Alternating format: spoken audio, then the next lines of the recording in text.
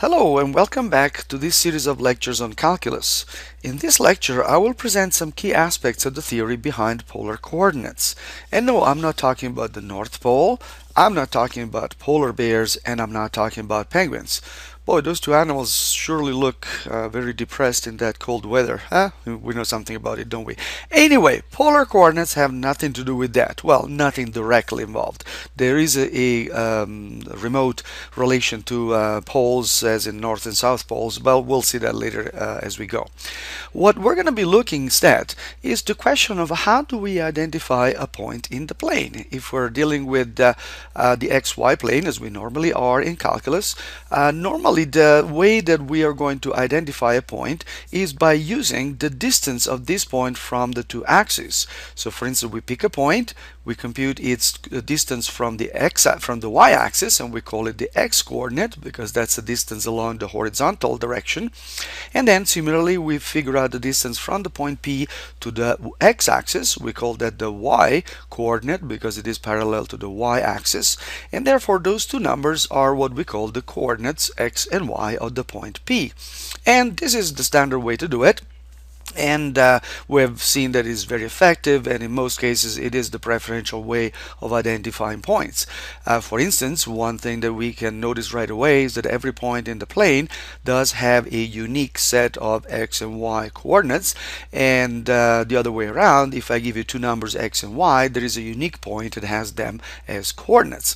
So everything is nice and dandy, and this is the system of coordinates which is called the rectangular coordinates for the obvious reasons that by the way we define it every time we construct a rectangle.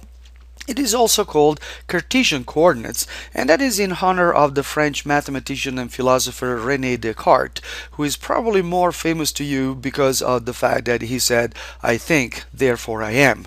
I'm not going to go into that and what it means and what impact that has had on human civilization, but that's where the name comes from of Cartesian coordinates. So, that is one way. It's the common way. It's the one that we're going to continue to use by and large and preferentially, but there are other ways. Next year you're going to see still some other ways of identifying coordinates in space, this time not on the plane, but let's start small. Let's have a look at how else we can identify a point on the plane. And of course we're going to look at the polar way of identifying a point in the plane. In the polar way, what we do is we're going to identify a point, first of all, by its distance from the origin.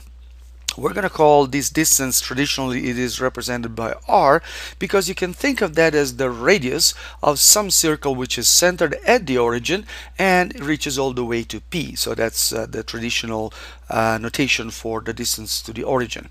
But that's not enough, of course, because once I give you r, there is a whole circle of points which is going to be centered around the origin, and therefore I have to identify which point on that circle I want. In order to do that, what I'm going to do is I'm going to identify the angle between the positive x-axis and the segment PO.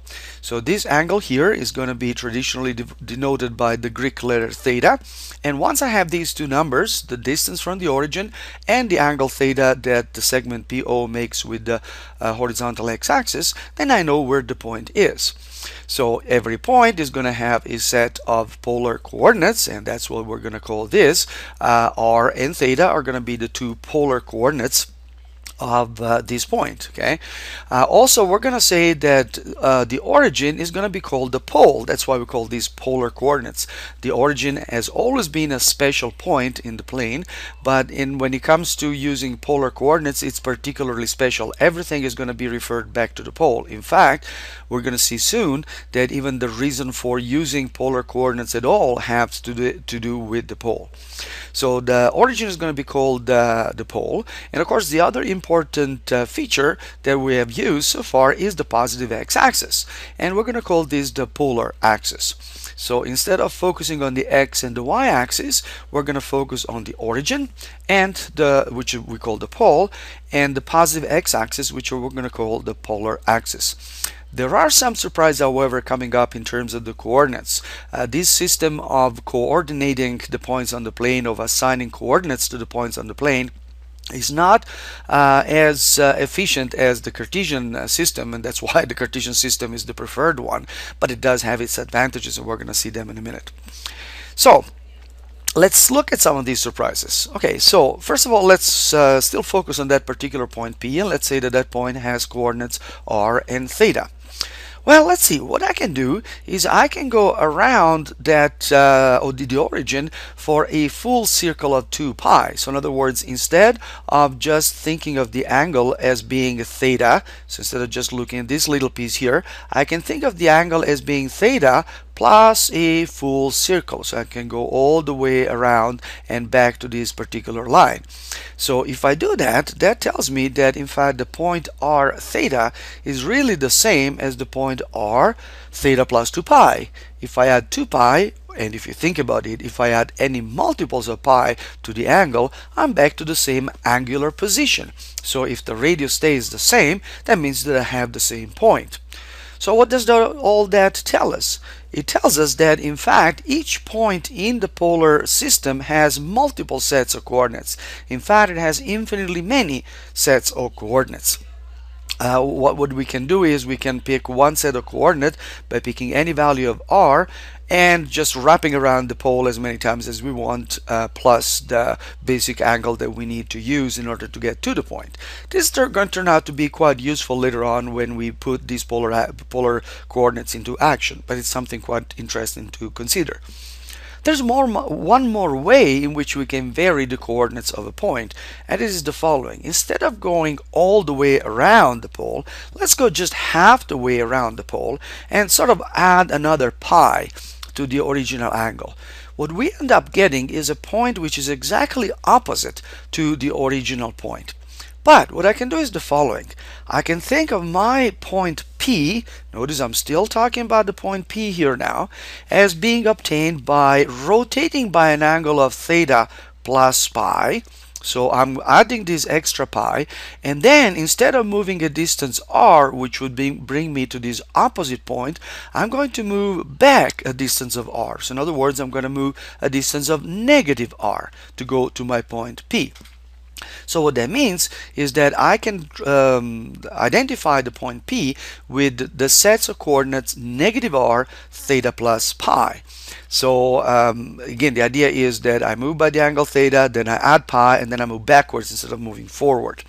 The main advantage of this additional extension of the definition of polar coordinates is that it allows us to use as values for r also negative numbers. In this case, a negative distance means that I'm moving in the opposite direction. So if I'm rotating by an angle of theta plus pi and then using negative r as the distance, that means I'm going to be going in the opposite direction, which of course will be the direction of theta. But algebraically, this gives us yet another set of possible coordinates for a point P. Okay? So what we have is in polar coordinates, a point can be represented by lots of different sets of coordinates. However, once I give you one set of coordinates that identifies a single point.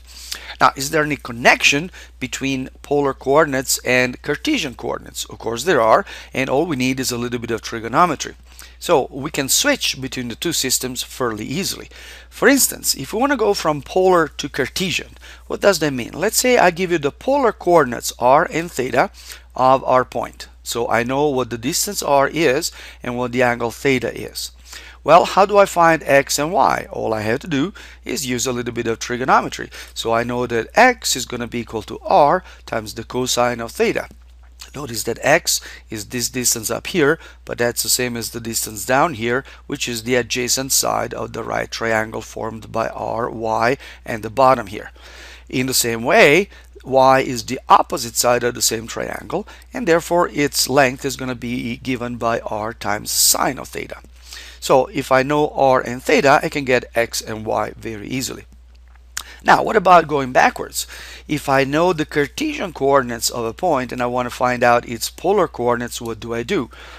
I have to take it a little bit around the loop, around the circle, in a way, because I don't have explicit formula to give me r and theta, but I have two very important equations which you should be very familiar with. The first one is, of course, is the general Pythagorean identity that if I look at x squared plus y squared, that gives me the diagonal of this rectangle, which is of course is the same as r, and therefore x squared plus y squared is equal to r squared. So if I know x and y, I can figure out r squared. Notice that that still leaves me a little bit of indecision, because if I have to go from r squared to r, I don't know whether to use the positive or the negative. But remember, they both have meaning, so we could use both of them as long as we do it carefully. Well, what about theta? Well, again, we can focus on this right triangle, and in this right triangle, y is the opposite side, x is the adjacent. If I take their ratio, I end up with the tangent of theta. And so again, if I know what x and y are, I can figure out what the tangent of theta is, and from there I can figure out theta up to, of course, multiples of pi. Because, of course, if I add any multiple of pi to theta, I end up with another angle which will have exactly the same tangent. So theta is going to have, again, many possible values, all differing by multiples of pi or 2 pi, as we've seen before. Now, what you want to do, however, is watch out. Remember, we now have an indecision for r and an indecision for theta. We cannot take any possible combination of one value of r and one value of theta, because those may end up in the wrong quadrant. So in particular, if I pick one value of r with a value of theta, which is at the opposite end, I may end up with a point P, which is not where it should be, which is over here, but it may end up being at the opposite end. So we can go backwards from Cartesian to polar, but we have to do it with a little bit of care.